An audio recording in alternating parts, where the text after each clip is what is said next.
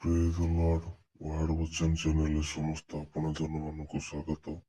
ଚ୍ୟାନେଲଟିକୁ subscribe କରନ୍ତୁ, video ଗୁଡ଼ିକରେ like ଦିଅନ୍ତୁ, କମେଣ୍ଟ କରନ୍ତୁ ଏବଂ ଭିଡ଼ିଓ ଗୁଡ଼ିକ ବହୁ ମାତ୍ରାରେ ସେୟାର କରନ୍ତୁ। ତେବେ ଆଜି ଆମେ ପବିତ୍ର ବାଇବେଲର ଆଦି ପୁସ୍ତକର ତୃତୀୟ ଅଧ୍ୟାୟର 10ତମ ପଦଟି ଆଲୋଚନା କରି ବ୍ୟାଖ୍ୟା କରିବା। ତେବେ ସୂଚନା ଅଛି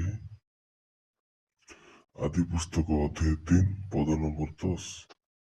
ମନୁଷ୍ୟ ଉତ୍ତର ଦେଲେ, ମୁଁ ତୁମ୍ଭେ ଉଦ୍ୟାନରେ ଚାଲିବାର ଶୁଣିଲି, ମୁଁ ଭୟ କଲି, ମୁଁ ନିର୍ବାସନ ଥିଲି, ତେଣୁ ମୁଁ ଲୁଚିଲି। ତେବେ ସଦାପ୍ରଭୁ ପରମେଶ୍ୱର ଯେତେବେଳେ ପଚାରିଛନ୍ତି, ହେ ମନୁଷ୍ୟ ତୁମ୍ଭେମାନେ କେଉଁଠି, ତାହାପରେ ମନୁଷ୍ୟର ଉତ୍ତର ଆସିଯାଇଅଛି। କଣ ଉତ୍ତର ଆସିଛି ନା, ମୁଁ ତୁମ୍ଭେ ଉଦ୍ୟାନରେ ଚାଲିବାର ଶୁଣିଲି। ଅର୍ଥାତ୍ ମନୁଷ୍ୟ କହୁଅଛି ତୁମ୍ଭେ ଉଦ୍ୟାନରେ, ଅର୍ଥାତ୍ ସଦାପ୍ରଭୁ ଆପଣ ବା ତୁମ୍ଭେ ଉଦ୍ୟାନରେ ବା ବଗିଚାରେ ଚାଲିବାର ଶବ୍ଦ ଶୁଣିଲି ବା ତୁମ ପାଦ ଶବ୍ଦକୁ ମୁଁ ଶୁଣି ପାରିଲି। ପୁଣି କଣ ଅଛି ନା, ହେ ପରମେଶ୍ୱର ତୁମ ପାଦ ଶବ୍ଦ ଶୁଣି ମୁଁ ଭୟ କଲି। ଅର୍ଥାତ୍ କାରଣ ଆପଣ ଚାଲି ଯାଉଥିବା ସମୟରେ ପାଦ ଶବ୍ଦ ଶୁଣି ମୁଁ ଭୟ କଲି, କାଳେ କିଏ ଆସିଗଲା କି ବୋଲି ଭୟ କଲି। ତାର କାରଣ କଣ ଥିଲା? କାରଣ ଏହା ଥିଲା କି ମୁଁ ନିର୍ବାସନ ଥିଲି, ତେଣୁ ମୁଁ ଲୁଚିଲି। ଅର୍ଥାତ୍ ମୁଁ କୌଣସି ବସ୍ତ୍ର ପରିଧାରଣ କରିନଥିଲି, ତେଣୁ ମୁଁ ଲୁଚିଗଲି। କାରଣ ଆପଣ ଚାଲି ଆସୁଥିବାର ଶବ୍ଦକୁ ମୁଁ ଶୁଣିପାରିଲି, ତେଣୁ ମୁଁ ଲଜ୍ଜାବୋଧ ହୋଇ ଲୁଚିଗଲି। ତେବେ ଅନେକ ବ୍ୟକ୍ତି ପ୍ରଶ୍ନ କରନ୍ତି, ଯଦି ପୂର୍ବ ସ୍ତରରେ ମନୁଷ୍ୟ ଡିମ୍ବିରି ପତ୍ରକୁ ନେଇ ପୋଷାକ ପରିଧାନ କରିଥିଲା, ତେବେ ଏ ସ୍ତରରେ ସଦାପ୍ରଭୁ ପରମେଶ୍ୱରଙ୍କ ପଦଶବ୍ଦ ଶୁଣି ଲୁଚିବାର କଣ ଆବଶ୍ୟକତା ଥିଲା? ଯଦି ମନୁଷ୍ୟ ଡିମ୍ବିରି ପତ୍ରର ପୋଷାକ ପିନ୍ଧିଲା, ତେବେ ଏ ସ୍ତରରେ କାହିଁକି ପୁନର୍ବାର କୁହାଯାଇଅଛି, ମୁଁ ନିର୍ବାସନ ଥିଲି, ତେଣୁ ମୁଁ ଲୁଚିଲି?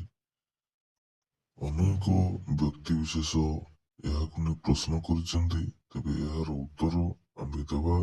ଏହାର ଉତ୍ତର ହେଉଛି, ମନୁଷ୍ୟ ଯେତେବେଳେ ପୂର୍ବ ସ୍ତରରେ ଡିମ୍ବିରି ପତ୍ରକୁ ନେଇ ପୋଷାକ ତିଆରି କରିଅଛି, ତାହା ସମ୍ପୂର୍ଣ୍ଣ ଭାବରେ ସଠିକ୍ ନଥିଲା। ସମ୍ପୂର୍ଣ୍ଣ ସଠିକ୍ ନଥିବାର ଅର୍ଥ ଏହା ହେଉଛି ସମ୍ପୂର୍ଣ୍ଣ ଭାବରେ ଆଚ୍ଛାଦିତ କରୁନଥିଲା। ତେଣୁ ଡିମ୍ବିରି ଗଛର ପତ୍ରକୁ ସିଲେଇ ପୋଷାକ ମନୁଷ୍ୟ ପରିଧାନ କରିଲେ ମଧ୍ୟ ମନୁଷ୍ୟର ଲଜ୍ଜାବୋଧ ଠିକ୍ ଭାବରେ ପରିତ୍ୟାଗ ହେଉନଥିଲା। ତେଣୁ ମନୁଷ୍ୟ ସଦାପ୍ରଭୁ ପରମେଶ୍ୱରଙ୍କୁ ଉତ୍ତର ଦେଇ କହିଅଛି, ମୁଁ ନିର୍ବାସନ ଥିଲି, ତେଣୁ ଲୁଚିବାକୁ ବାଧ୍ୟ ହେଲି। ଏହାର ପ୍ରକୃତ କାରଣ କଣ? ନିର୍ବାସନର ସେ ବୋଧ କେମିତି ପାଇଲା, ତାହାର ସୂଚନା ଆମେ ଜାଣିଯାଇଛନ୍ତି।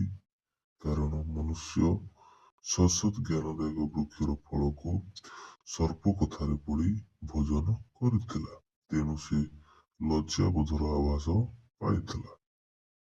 ତେବେ ଆମ୍ଭେ ଏଠାରେ ଉତ୍ତର ପାଇଗଲେ, ପୂର୍ବ ସ୍ତର ମାନଙ୍କରେ ଯେଉଁ ପ୍ରଶ୍ନ ଥିଲା ଯେ ମନୁଷ୍ୟ ଡିମ୍ବିରି ପତ୍ର ପିନ୍ଧି ମଧ୍ୟ ନିର୍ବାସନ କାହିଁକି ଏ ସ୍ତରରେ କୁହାଯାଇଅଛି, ତାହାର ଉତ୍ତର ଆମ୍ଭେ ପାଇଗଲେ। ତେବେ ଅତି ସୁନ୍ଦର ଭାବରେ ଆଦି ପୁସ୍ତକର ତୃତୀୟ ଅଧ୍ୟାୟର 10ତମ ପଦଟି ବ୍ୟାଖ୍ୟା ହୋଇ ଶେଷ ହୋଇଯାଇଅଛି। ତେବେ ସମସ୍ତ ଆପଣ ଜନମାନଙ୍କୁ ଧନ୍ୟବାଦ।